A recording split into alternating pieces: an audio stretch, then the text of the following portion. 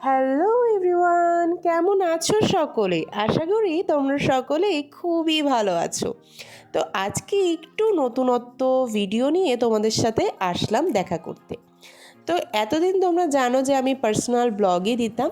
তো আজকে আমি একটুখানি ভাবলাম যে না, এখন যেহেতু বিয়েবাড়ির সিজন স্টার্ট হচ্ছে, তো চলো একটু বিয়েবাড়িতে খোপা কি করব সকলেরই একটা চিন্তা থাকে। তো তাই জন্য আজকে তোমাদেরকে একটু খোপা করা দেখাবো, যে কিভাবে তোমরা খুবই অল্প সময়ে নিজের খোপা নিজে করতে পারো। তো তারই একটা বিস্তারিত ভিডিও আজকে আমি তোমাদের সাথে শেয়ার করব। ফার্স্টেই তোমরা এখানে দেখতে পাচ্ছ যে আমি হেয়ারটাকে ক্রিম্প করে নিচ্ছি। তো আমি এখানে ভেগার 3 in 1 যে হেয়ার স্ট্রেটনারটা রয়েছে, এখানে ক্রিম্প, কার্ল এবং ক্রিম্পার তুমি করতে পারবে, এর পাশাপাশি কিন্তু তুমি স্ট্রেটও করতে পারবে। তো যেহেতু এখানে কাকির চুলের যে লেন্থটা ছিল তোমরা এখানে দেখতে পাচ্ছ কোমর অবধি ছিল, পুরো লেন্থ অবধি কিন্তু ক্রিম্প করার কোনো দরকার নেই। যেটুকু সেকশনস আমাদের প্রয়োজন শুধু আমাদের সেটুকুই ক্রিম্প করে নিতে হবে। কিন্তু আমি একটু নিচটাতেও ক্রিম্প করে নিলাম, কারণ কাকির নিচের দিকে যে চুলের পোর্শনটা ছিল সেটা প্রচণ্ড লাইট, অর্থাৎ খুব পাতলা ছিল। এবার যদি আমি একটু অন্যরকম বা ফোলানোর চেষ্টা করি নিচের দিকটা, তাহলে আমাকে আবার কিন্তু সেই মেশিনটাকে ইউজ করতে হবে। তো আমি সেই জন্য একেবারেই এটাকে করে নিচ্ছিলাম, যাতে আমাকে দ্বিতীয়বার আর মেশিনটা ইউজ করতে না হয়।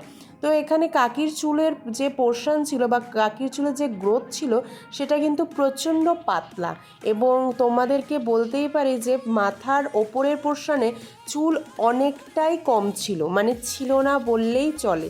তোমরা এখানে যেটা দেখতে পাচ্ছ সেটা কিন্তু পিছন সাইডে তোমাদেরকে দেখাচ্ছি।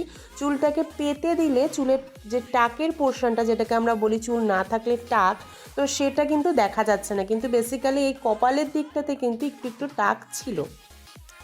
তো তারপরে তোমাদেরকে এখানে দেখালাম যে মিডল সেকশনস করে আমি এখানে একটু পাপ ক্রিয়েট করব পিছন দিকটাতে। কাকির ক্রাইটেরিয়া বলে দিয়েছিল যে বেশি চুল ফোলানো যাবে না, দুই সাইড দিয়ে বেশি ফোলানো যাবে না। তো সেই কথা মাথায় রেখেই তোমরা এখানে দেখছো আমি জাস্ট মিডল পোর্শনটাকে ডিভাইড করে নিয়েছি।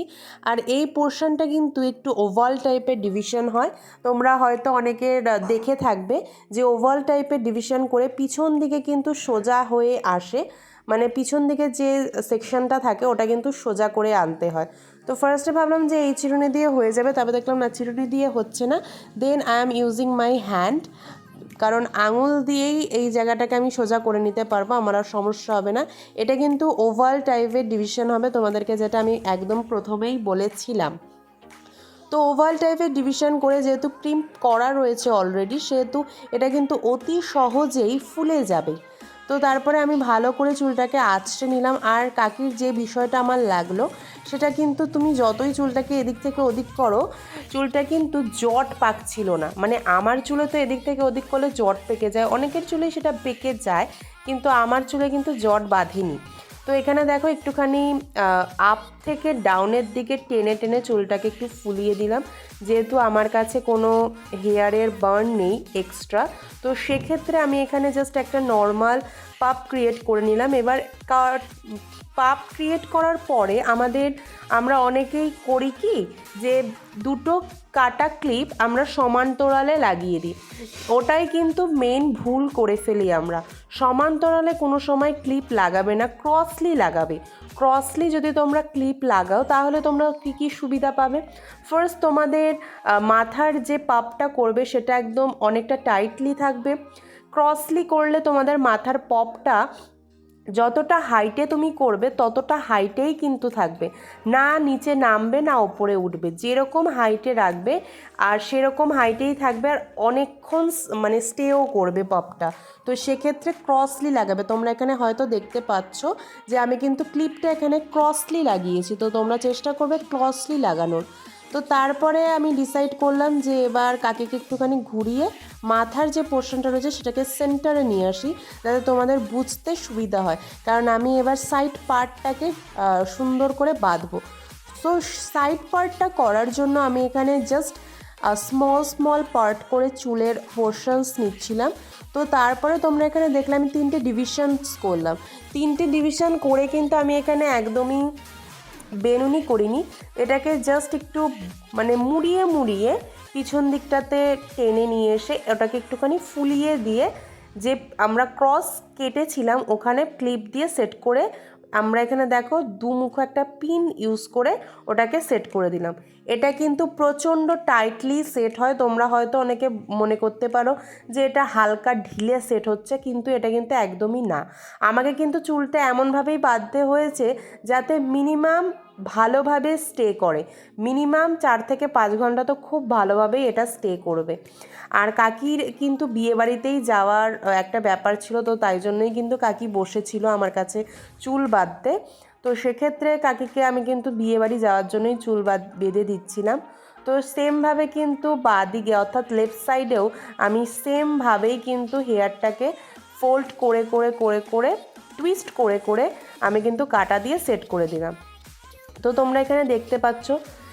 এবার তোমরা এখানে একটা খুবই ইন্টারেস্টিং জিনিস দেখবে, সেটা কি বলো তো, আমি যে ক্রস কাট করে যে ক্লিপগুলোকে লাগিয়েছিলাম সেই ক্লিপগুলো কিন্তু এবার আর দেখা যাবে না, কারণ আমি এখানে যেরকম দেখলে টুইস্ট করে চুলগুলোকে আটকে দিলাম সেক্ষেত্রে আর কিন্তু দেখা যাবে না।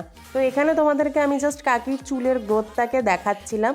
কাকির চুলের গ্রোথটা এতটাই পাতলা নিচের দিকে যে কি বলবো। তো মায়ের কাছে চাইছিলাম যে একটা গার্ডার দাও, যেহেতু কাকি গার্ডার নিয়ে আসেনি, তো আমি এখানে একটা আমারই গার্ডার দিয়ে বেঁধে দিয়েছিলাম। মাকে বলা, আমার গার্ডার বেসিক্যালি সবই বাথরুমে থাকে, তো মা বাথরুম থেকে এনে দিল।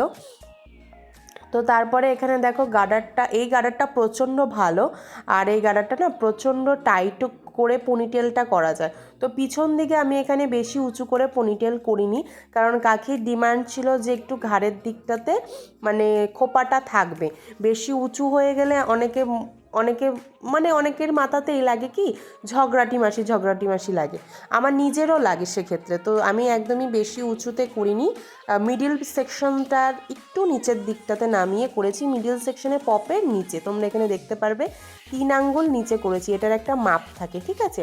তো তারপরে আমি এখানে একটা জাস্ট অ্যাডভান্স এখানে তোমরা দেখতে পাচ্ছ বেনুনি করে নিলাম, এটা কিন্তু অ্যাডভান্স বেনুনি। তো এখানে গার্ডার ছিল না বলে আমি আমার গার্ডার দিয়েই বেঁধে দিলাম। এবার তোমাদের অনেকের প্রশ্ন থাকতে পারে যে তুমি অরেঞ্জ কালারের গার্ডার ইউজ করছো, এটা তো দেখা যাবে, হ্যাঁ না তা না অনেক কিছু বলতে পারো, কিন্তু দেখা যাবে না। সেইটাও তোমাদেরকে আমি আজকেই দেখিয়ে দেবো যে কী করে তোমরা যদি অন্য গার্ডার ইউজও করো তাহলে সেটা দেখা যাবে না। তো তারপরে তোমরা এখানে দেখতে পেলে যে আমি বার্ন ইউজ করছি। বার্নটাকে এবার আমাদেরকে কি করতে হবে, সেট করতে হবে। বার্নটাকে আমরা নর্মালি সেট করব চারদিকে 4টে ববি পিন দিয়ে। তো তোমরা এখানে দেখতে পাচ্ছ আমি ববি পিন দিয়ে চারপাশে 4টা সেট করে দিলাম। বার্নটাকে আরও যদি অ্যাডভান্সলি সেট করতে চাও সেটার তোমাদেরকে আমি একটা ভিডিও দেখিয়ে দেবো। তো সেই ভিডিওটা দেখে তোমরা কিন্তু বার্নটাকে পুরো প্রপার ওয়েতে সেট করতে পারবে।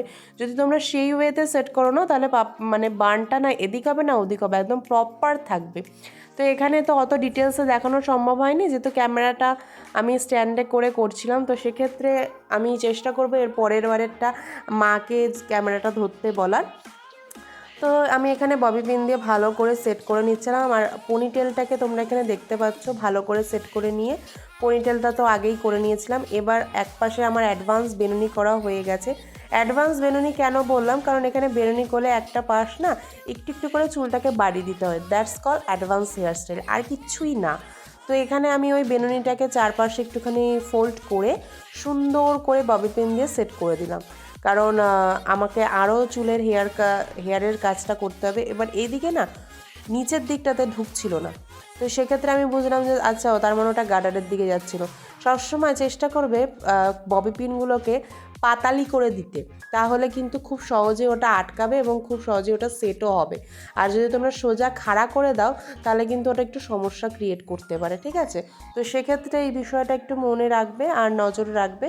তো তারপরে এখানে চুলটাকে জাস্ট একটা পোর্শন নিয়ে টুইস্ট করে দিলাম, চুলটাকে নিয়ে টুইস্ট করে এখানে আবারও আমি ববি পিন দিয়ে সেট করে দেবো। কাকি সেরকমভাবে নিজের কোনো ডিমান্ড আমাকে বলেনি, আমাকে বলেছিল যেটা আমার মুখে ভালো লাগবে সেই হেয়ারস্টাইলটাই করে দেবি। আর আমার একটুখানি বার্নের মধ্যে হেয়ারস্টাইল খুব পছন্দ। আমি জিজ্ঞেস করলাম যে ছেড়ে দিলে কি ভালো লাগবে, তো সেক্ষেত্রে আমি ছেড়ে দেওয়াটা কাকি বলছিল যে যদি ছেড়ে দেওয়া যায়, কিন্তু আমি বললাম যে আমার যেহেতু হেয়ার স্প্রে নেই সেক্ষেত্রে ছেড়ে দিলে কতক্ষণ লং লাস্টিং করবে আমি কিন্তু বলতে পারবো না। তো তাই জন্য ছেড়ে দেওয়াটাকে অ্যাভয়েড করে আমি জাস্ট বানটাই করে দিলাম। কাকিকে বললাম, কাকি বললো ঠিক আছে তাহলে তুই বানটাই করে দে। তো তারপরে দেখো আমি যেরকম টুইস্ট করে করে আমি সুন্দর করে বার্নটাকেই করে দিলাম। এবার আমাদের একটা পোর্শনের একটা অংশ বাকি রয়েছে, ওই পোর্শনটাকেও আমরা ঠিক সেম ওয়েতে যেরকম টুইস্ট করে ঠিক সেমভাবে দেখো তোমরা এখানে দেখতে পাচ্ছ যে টুইস্ট করে করে কিন্তু আমি এটাকেও ঠিক সেমলি উঠিয়ে দেবো উপরের দিকে। এই দিকটাতে আমার একটুখানি বেশি পিন লাগবে, বিকজ এইখানে তোমরা দেখতে পেলে চুলটা মাঝখান দিয়ে ফেটে যাচ্ছে। টুইস্ট করার পরে চুলটা মাঝখান দিয়ে ফেটে গেলে কিন্তু সমস্যা হয়ে যাবে। তো সেক্ষেত্রে আমাদেরকে এই বিষয়টা মাথায় রাখতে হবে যে চুল যদি ফেটে যায় সেক্ষেত্রে চুলের ওইখান থেকে আমাদেরকে কিন্তু ববি পিনটা ইউজ বেশি করে চুলটাকে প্রপার ওয়েতে সেট করতে হবে। এবার আমার যেহেতু স্প্রে নেই, না হলে আমি ওটা নর্মালি ওরমভাবেই সেট করে দিতাম। এবার স্প্রে থাকলে কি হয় একটু সুবিধা হয়, তাহলে ওটা না এদিক হবে না ওদিক হবে, প্রপার থাকে। কিন্তু আমার যেহেতু স্প্রে নেই সেক্ষেত্রে আমি ওটা করতে পারলাম না। তারপরে ওটা টুইস্ট করে করে করে করে জাস্ট মুড়িয়ে ঢুকিয়ে দিলাম নিচের দিকে। এবার নিচের দিকে যেহেতু আমি এটা ঢুকিয়ে দেবো সেহেতু এটা কিন্তু পড়ে যাওয়ার একটা সম্ভাবনা থেকে যায়। তো সেক্ষেত্রে যাতে না পড়ে, তো সেই বিষয়টাতেও আমাদেরকে নজর রাখতে হবে। তাই জন্য আমি এটাকে কাছ থেকে নিয়ে নিলাম, আর কাছ থেকে নিয়ে পিছন দিক থেকে টুইস্ট করে সুন্দর করে লাগিয়ে দিলাম, তোমাদেরকে এখানে দেখিয়ে দিলাম। আশা করি তোমাদের এটা খুবই হেল্প হবে, কারণ এখন শীতকাল পড়েছে, তো বিয়েবাড়ি তো সকালেরই কম বেশি পড়বেই, যাতে তোমরা খুবই সিম্পল ওয়েতে একটুখানি সুন্দর করে চুলটা বেঁধে যেতে পারো। তো সেইটাই তোমাদের সাথে আজকে শেয়ার করলাম। এবার তোমাদের অনেকের মনে হতে পারে যে চুলটা হয়তো একটু বেশি পিছন দিকটাতে ফোলা লাগছে, একদমই কিন্তু নয়। কারণ কাকি আমাকে যা দেখালো যে ওনারা 4টে মালা লাগাবে চুলে, তো সেক্ষেত্রে সেটার মধ্যেই সামঞ্জস্যতা রেখে আমি চুলের যে বানটা সেটা একটু উঁচু করেছি যাতে একদম ওভাল টাইপের লাগে বানটা। তো তারপরে আমি এখানে মালাটাকে সেট করে নিচ্ছিলাম। তো এখানে মালা এক একটা নিয়েছিল 100 টাকা করে, কাকি এনেছিল 4টে। তো আমি এখানে দিয়েছিলাম 3টে মালা, কারণ আরেকটা মালা দিলে কাকি বলেছিল আমার খোপাটা যেন পুরোপুরি একদম কভার হয়ে যায়। তো সেক্ষেত্রে আমি যেহেতু সামনেটায় একটা সুন্দর ডিজাইন করেছি মুখটাতে, তো সেক্ষেত্রে সেটা কিন্তু ভালো লাগতো না। তো তাই জন্য আমি দেখো কেমনভাবে তোমরা গাজরা সেট করবে, এরকম দুপাশে দুটো ক্লিপ লাগিয়ে ওটা জাস্ট লাগিয়ে দেবে, তাহলে কিন্তু প্রপার সেট আপ হয়ে যাবে। তোমাদেরকে কিন্তু আর কিচ্ছু করতে হবে না। তো সেক্ষেত্রে তোমরা যদি এটার ডিটেলস ভিডিও ভালো করে একটুখানি পজ করে করে দেখে নেবে, তাহলেই তোমরা বুঝতে পারবে। তোমরা জাস্ট এখানে দুটো রাফি দিয়ে তারপরে তোমরা আরও দুটো দিয়ে দিতে পারো, তাহলে কিন্তু খুব সুন্দর লাগবে। তো তারপরে আমার মনে হলো যে না, মাঝখানটা না প্রচণ্ড ফাঁকা ফাঁকা লাগছে। আরেকটা যে লেফট হয়েছিল গাজরাটা, তাই আমি ভাবলাম যে এটা যদি আমি গোল করে দিও তাহলে কেমন লাগবে। আর চুলগুলো পুরো মানে চুলগুলো তো পাতলাই, চুলগুলো বেনি করার পরে বার্ন করার পরে এরকম লাগছে। আর ফুলের যে মালাগুলো সেগুলোও ছিল মরা খেকো। তো তারপরে কাকিকে দেখালাম যে দেখো এটা যদি আমি পুরো ফুল দিয়ে দিই তাহলে কিন্তু এরম লাগছে, এরকমটা তুমি দিও না, আমার একটা আর্টিফিশিয়াল গোলাপ রয়েছে, তাহলে তুমি ওইটা দাও। তুমি একটু দাঁড়াও, আমি তোমাকে গোলাপটা বের করে দেখাচ্ছি, আমার মনে হয় ওইটা বেশি ভালো লাগবে। তো তারপরে আমি আলমারিটা খুললাম, তার আগে একটুখানি দেখছিলাম যে ওটা যদি মুড়িয়েও দিই তাহলেও বা কেমন লাগবে। দেখলাম না, ঠিকঠাক লাগছে না, আমার ঠিক পোষাচ্ছে না। তো তারপরে এখানে আমার কিছু পুঁথির কাটা ছিল, মানে যেটাকে বলে কাঁথা পুঁটি না কি বলতে পারো, আমি ঠিক জানি না। তোমরা যদি কেউ জানো যে এটাকে কী বলে, আমি সত্যি জানি না। পুঁথি কাটা হয়তো বলে, কারণ এই ক্লিপগুলোর মাঝখানে হচ্ছে পুঁথি পুঁথি দেওয়া ছিল। তো এই পুঁথি কাটাগুলোকে আমি লাগিয়ে দিলাম। আর আমার একটা আর্টিফিশিয়াল ফ্লাওয়ার ছিল, তো সেটাকে আমি মিডিল সেকশনে লাগিয়ে দিলাম। আমার বেসিক্যালি প্রচণ্ড ভালো লাগছিল। তো তারপর আমি আলমারি খুলে তোমরা এখানে দেখতে পাচ্ছ যে বার করলাম। আর এই যে চুলটা কেমন লাগছিল অবশ্যই জানিও। তো আমি ভাবছিলাম যে আমি খুঁজে পাবো কি পাবো না, তারপর দেখলাম না, পেয়েছি, ভাগ্যটা খুব ভালো। তো তারপরে এই যেই জায়গাগুলোতে ফাঁকা ছিল সেই জায়গাগুলো একটু ভরাট করে দিলাম।